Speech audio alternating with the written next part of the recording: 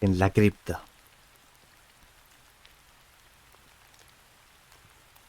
Desde mi punto de vista, no hay nada más absurdo que la tradicional asociación entre lo hogareño y lo saludable que parece dominar la psicología de las multitudes. Describa un bucólico paisaje yanqui, un torpe y obeso encargado de una funeraria de pueblo y un lamentable contratiempo acaecido en una tumba, y a ningún lector corriente se le ocurrirá esperar otra cosa que un desbordante, aunque grotesco, episodio cómico. Sin embargo, bien sabe Dios que la prosaica historia que la muerte de George Birch me permite narrar contiene ciertos matices que harían palidecer nuestras tragedias más lúgubres. Birch sufrió una crisis y traspasó su negocio en 1881, aunque jamás hablaba de ello si podía evitarlo. Y tampoco lo hizo su anciano médico, el Dr. Davis, que murió años atrás. Se tenía por cierto que la invalidez y la conmoción que le mantenían postrado fueron causadas por un desafortunado resbalón que obligó a Birch a estar encerrado durante 9 horas en la cripta del cementerio de Peck Valley, lugar del que solo pudo salir tras rudimentarios y desastrosos procedimientos mecánicos. Pero, aunque indudablemente todo eso era cierto, también existían otros hechos más tenebrosos que Birch solía contarme entre susurros durante los delirios de borracho de sus últimos años. Confiaba en mí porque era su médico y porque seguramente tenía la necesidad de abrirse a alguien tras la muerte de Davis. Era un hombre soltero y no tenía ningún pariente. Birch había sido el director de la funeraria de Peck Valley hasta 1881, y uno de los individuos más insensibles y primitivos que uno pueda imaginarse. Los métodos que solían atribuírsele resultarían totalmente impensables hoy en día, al menos en cualquier ciudad. Incluso la gente de Peck Valley se habría estremecido un tanto de haber estado al corriente de la frágil ética de su artista de pompas fúnebres, en materias tan delicadas como la propiedad de la valiosa mortaja que se ocultaba tras la tapa del ataúd, y el grado de dignidad del que hacía gala al colocar y ajustar los miembros cubiertos de sus animados clientes en féretros cuyas medidas no siempre habían sido calculadas con total precisión. En resumidas cuentas, Birch era un sujeto un poco estricto e insensible, y un indeseable en los cometidos de su profesión. Y sin embargo, aún sigo pensando que no tenía malas intenciones. Simplemente se trataba de un grosero y burdo, poco habituado a pensar, vago, aficionado al alcohol, como lo demuestra su absurdo accidente, y que carecía de ese toque de imaginación que mantiene al ciudadano medio dentro de los límites de decoro. No sé por dónde comenzar la historia de Birch, ya que no soy un narrador experto. Supongo que debería empezar en aquel gélido diciembre de 1880, cuando la tierra se heló y los sepultureros del cementerio se dieron cuenta de que ya no podrían excavar más fosas hasta la primavera. Afortunadamente, el pueblo era pequeño y el índice de mortalidad bajo, de manera que no resultó demasiado difícil dar a los inanimados clientes de Birch un refugio temporal en la única cripta del cementerio, aunque fuera bastante antigua. El dueño de la funeraria se aletargó aún más a causa de aquel clima tan duro, sobrepasando con creces su habitual desidia. Jamás había claveteado ataúdes más endebles y destartalados, ni se había despreocupado tanto de las necesidades de la oxidada cerradura de la cripta, cuya puerta abría y cerraba de golpe con la mayor indiferencia.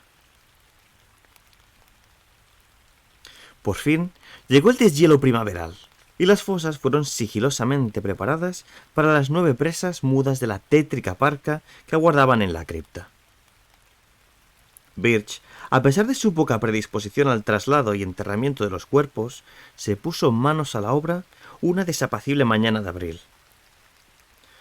Pero antes del mediodía, tras depositar en su morada eterna un único cadáver, tuvo que renunciar a la tarea debido al intenso chaparrón que parecía irritar a su caballo. El cuerpo pertenecía a un tal Darius Peck, un anciano nonagenario, cuya sepultura no se encontraba muy lejos de la cripta. Birch decidió retomar su trabajo el día siguiente, con el cadáver del viejo y enjuto Matthew Fenner, cuya fosa también estaba cerca. Pero en realidad postergó el enterramiento durante 3 días más, hasta el 13 de abril, día de Viernes Santo. Como no era un individuo supersticioso, no le dio mayor importancia a la fecha, aunque a partir de aquel día se negó siempre a hacer cualquier cosa de importancia en ese fatídico 6º día de la semana. Y en verdad, los acontecimientos de aquel anochecer cambiaron profundamente a George Birch. Así pues, la tarde del viernes 13 de abril, Birch conducía su carromato tirado por un caballo en dirección a la cripta, con la finalidad de trasladar el cadáver de Matthew Fenner. Que no se encontraba del todo sobrio es algo que luego admitiría, aunque también es cierto que aún no se había entregado en serio a la bebida, como más adelante haría para intentar olvidar ciertas cosas. Simplemente se encontraba algo atontado y lo bastante distraído como para desconcertar a su impresionable jumento, que, tras soportar un fuerte tirón de riendas, al llegar a la cripta, se puso a relinchar mientras pateaba el suelo y sacudía la cabeza, de la misma manera que en aquella otra ocasión en la que le había sorprendido la lluvia. El día era claro, pero se había levantado una fuerte brisa, y Birch estaba contento de hallarse a resguardo mientras abría el portón de hierro y entraba en la cripta excavada sobre la ladera. Cualquier otra persona se habría sentido incómoda en aquel recipiente húmedo y pestilente que contenía los otros 8 ataúdes colocados sin orden ni concierto. Pero en aquellos días, Birch era insensible a todo y lo único que le importaba era emplazar cada ataúd en su fosa respectiva. Aún no se había olvidado del revuelo que se armó cuando los familiares de Hannah Bixby, que deseaban trasladar su cadáver al cementerio de la ciudad en la que había establecido su nueva residencia, encontraron al féretro del juez Campbell bajo la lápida de Hannah. La luz era escasa, pero Birch tenía buena vista y no se confundió con el ataúd de Asaph Sawyer, aunque ambos eran muy parecidos. En realidad, había hecho aquel féretro para Matthew Fenner, pero al final tuvo que desecharlo por ser demasiado endeble y rústico. En un curioso ataque de sentimentalismo provocado por el recuerdo de la generosidad y amabilidad que aquel anciano le había mostrado 5 años atrás, cuando se hallaba completamente arruinado. De manera que el viejo Matt, lo mejor que podía salir de sus manos, pero su tacañería le impulsó a conservar el ataúd desechado, y así pudo aprovecharlo cuando el viejo Asaph Sawyer murió de unas fiebres malignas.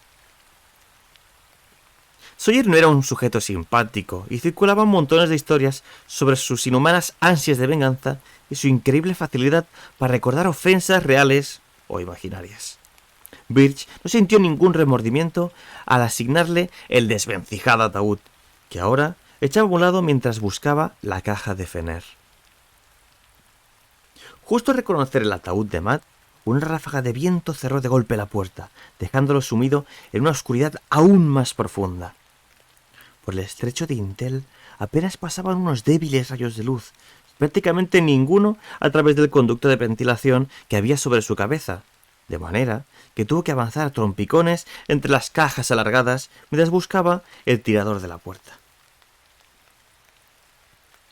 En medio de aquella fúnebre luminosidad, tiró de la oxidada manivela, empujó las planchas metálicas y se preguntó por qué la puerta se había vuelto tan súbitamente obstinada.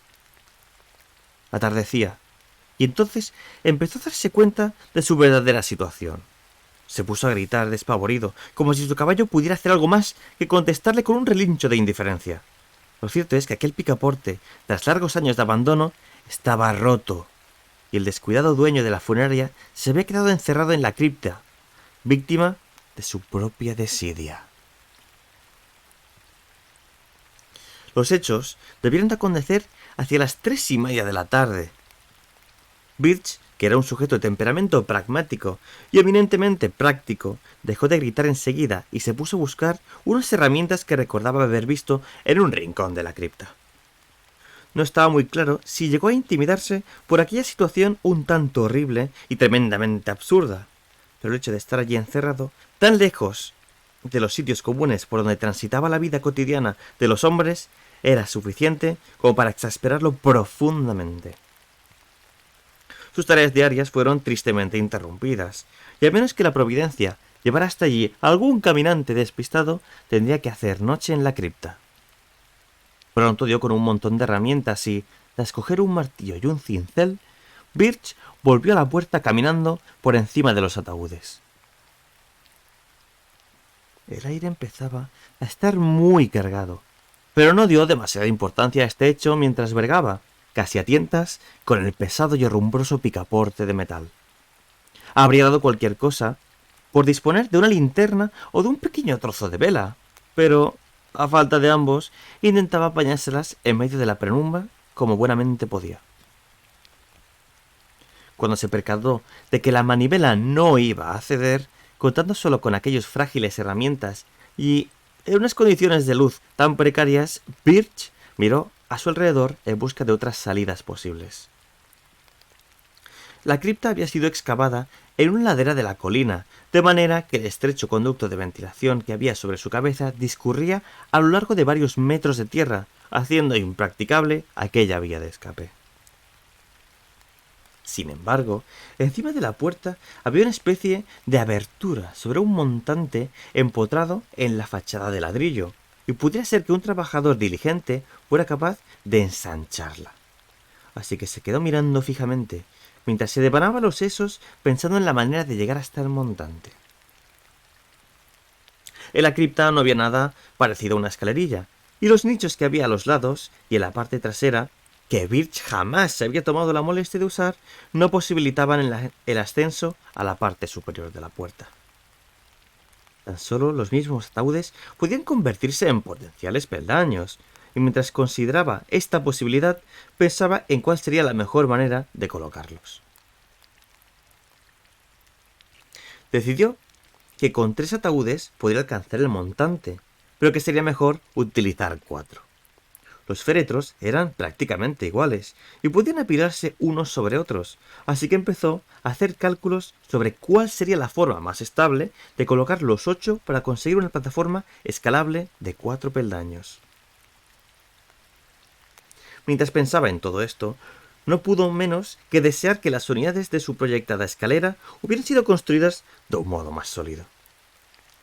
El hecho de que hubiera tenido la suficiente imaginación para haber deseado que las cajas estuvieran vacías es una cuestión que ya ofrece serias dudas. Por fin, decidió formar una base de 3 cajas paralelas a la pared, sobre la que colocaría 2 niveles más de 2 cajas cada uno. El último de los cuales remataría con una sola caja a modo de plataforma. De esta manera podría ascender y alcanzar la altura deseada con muy pocos esfuerzos. Aunque si lo hubiera pensado mejor, podría haber usado tan solo 2 cajas en la base para sostener toda la estructura, dejando otra de reserva para la cúspide en caso de que necesitara llegar más arriba para poder salir de allí.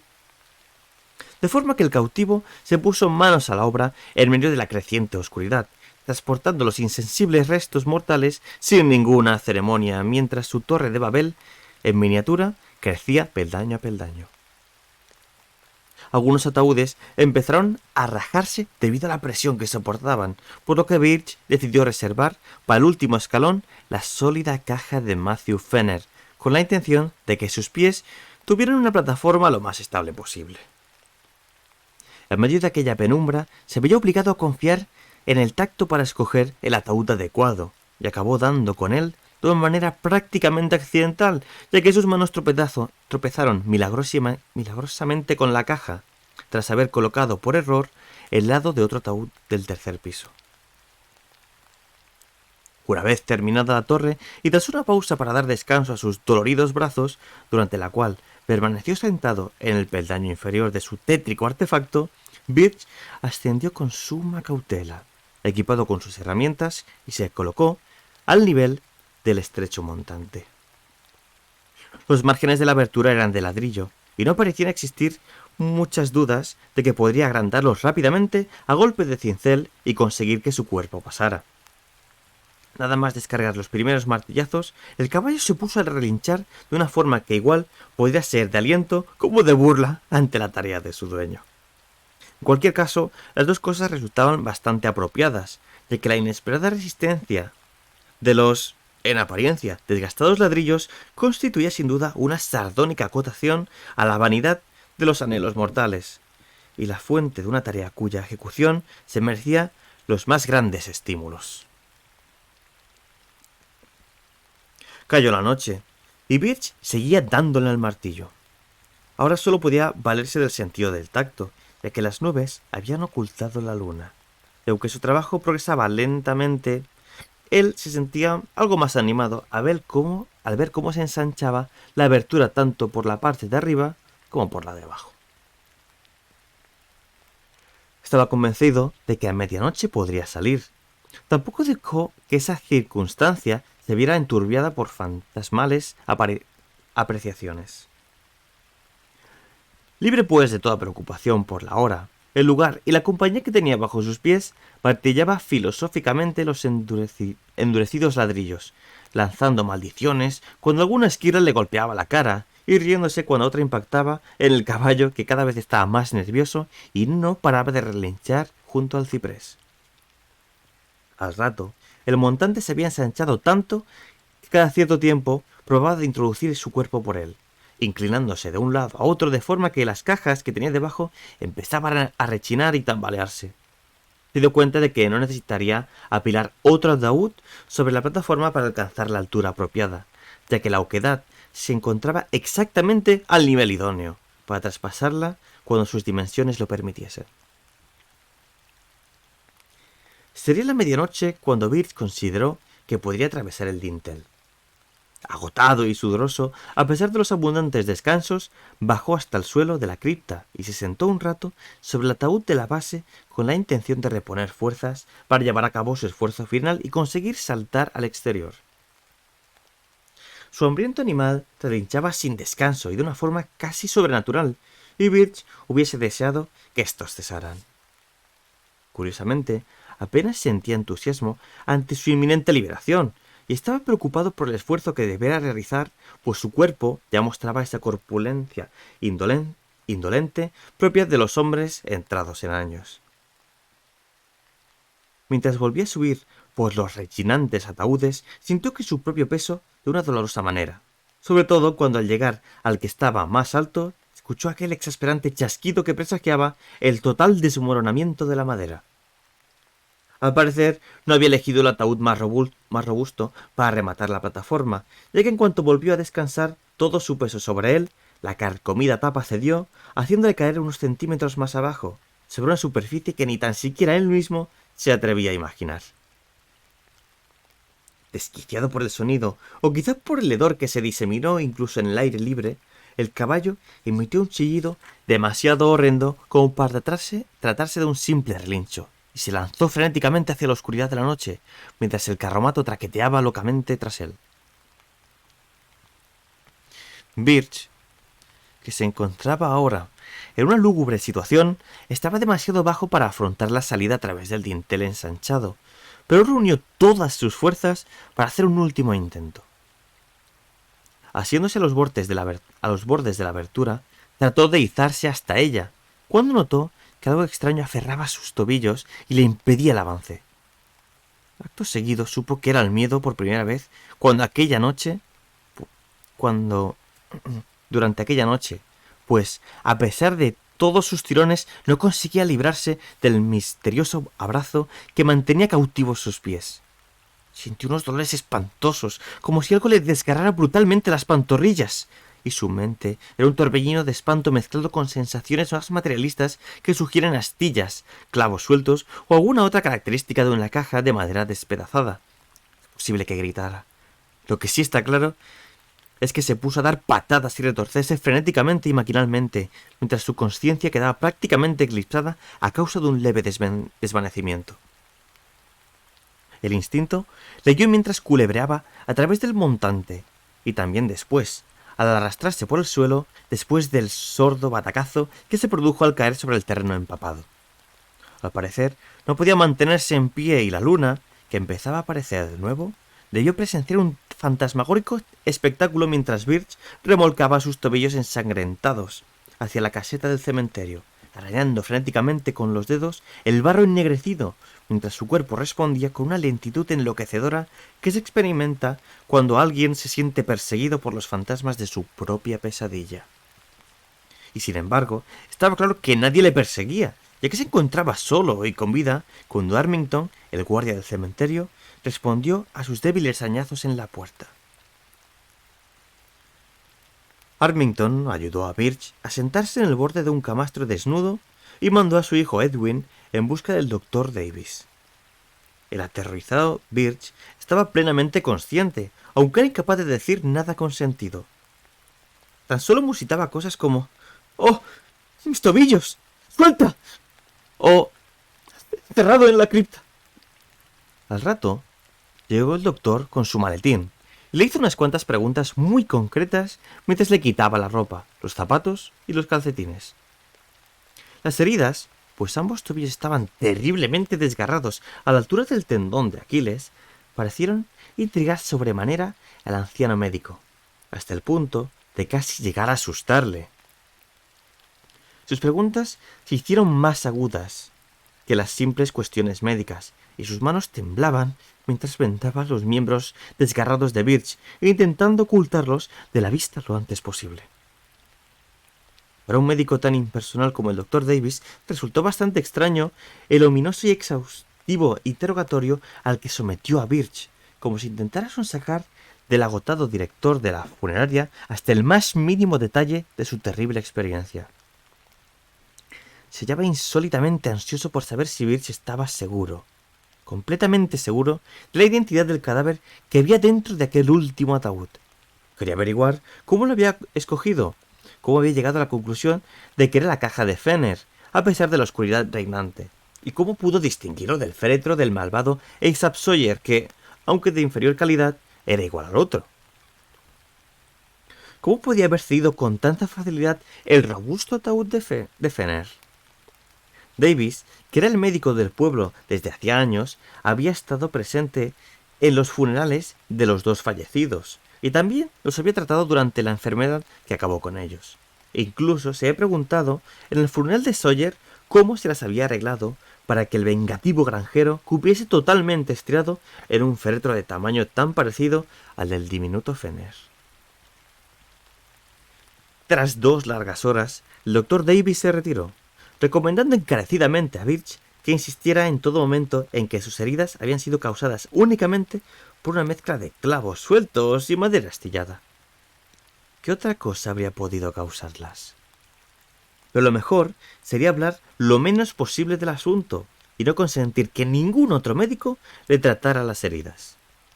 Birch siguió aquella recomendación durante toda su vida, hasta que un día me lo contó todo y, cuando vi sus cicatrices, ya viejas y descoloridas, reconocí que había actuado sabiamente.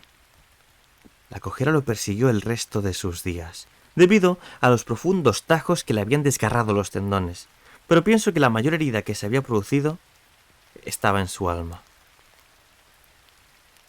Sus procesos mentales, antaño tan flemáticos y lógicos, habían quedado marcados por una profunda cicatriz. Y daba lástima observar sus reacciones a ciertas referencias casuales como viernes, cripta, ataúd y otras palabras de vínculos menos obvios. El aterrorizado caballo de Birch había vuelto a casa, pero la cordura de su amo no había sido del todo capaz de hacer lo mismo. Traspasó su negocio, pero desde entonces siempre había algo que lo inquietaba. Quizás solo era el miedo, un miedo mezclado con una especie de raro y tardío remordimiento por su antigua ordinariez. La bebida, por supuesto, no hizo más que agravar lo que pretendía atemperar. Cuando el Dr. Davis dejó a Birch la citada noche, cogió una linterna y se acercó a la vieja cripta del cementerio. La luz de la luna, resplandeciente sobre los fragmentos de ladrillo y en la vetusta fachada y el picaporte del portón cedió fácilmente a un pequeño empujoncito desde el exterior. Insensibilizado por las muchas y terribles experiencias en la sala de disección, el doctor entró en la cripta y echó un vistazo a su alrededor, conteniendo las náuseas mentales y físicas que le provocaban todo lo que veía y olfateaba. Tan solo emitió un único y fuerte grito y luego un jadeo ahogado que resultó aún más terrible que cualquier chillido. Acto seguido, salió corriendo en dirección a la casa del guarda y rompió todas las reglas de la profesión médica al levantar y sacudir a su paciente, mientras le soltaba una retahíla de susurros estremecedores que resonaban en los atolondrados oídos de Birch como el sisear de un vitriolo ardiente. Era el ataúd de Asaph, Birch, tal y como suponía. Reconocí su dentadura, a la que le faltaban los incisivos de la mandíbula superior. Por el amor de Dios, jamás enseñe esas heridas. El cuerpo estaba en un estado muy avanzado de descomposición, pero nunca he visto una expresión tan vengativa en ningún rostro, vivo o muerto. Ya saben cuán rencoroso era el despiadado Asaph, cómo arruinó al viejo Raymond 30 años después del pleito que tuvieron por una cuestión de límites, y cómo pisoteó el cachorro que le dio un mordisco hará un año en agosto. Era el mal encarnado, Birch, y en mi opinión, su estricta observación del ojo por ojo se ha impuesto en la mismísima muerte. ¡Dios, qué furia la suya! Estaría aterrado si lo hubiese tomado conmigo. ¿Por qué lo hizo, Birch? Asaph era un bribón, y no le condenó por haberle proporcionado un ataúd de desecho. Pero de nuevo se pasó de la raya. Habría bastado con cualquier otro féretro, y usted ya sabía que el viejo Fenner era un hombre pequeño. Jamás, mientras vivía, lograré quitarme de la cabeza el cuadro que contemplé. Usted debió patalear con gran desesperación, ya que el ataúd de Asaph se encontraba en el suelo. Tenía la cabeza destrozada, y había un gran revoltijo. He visto cosas espantosas antes, pero nada igual a lo que descubrí en la cripta. ¡Ojo por ojo! Por todos los cielos, Birch, usted se lo buscó. Aquel cráneo me revolvió el estómago, pero lo otro resultó mucho peor. Esos tebillos seccionados limpiamente para que el cuerpo de Asaph pudiera encajar en el desechado ataúd de Matt Fenner.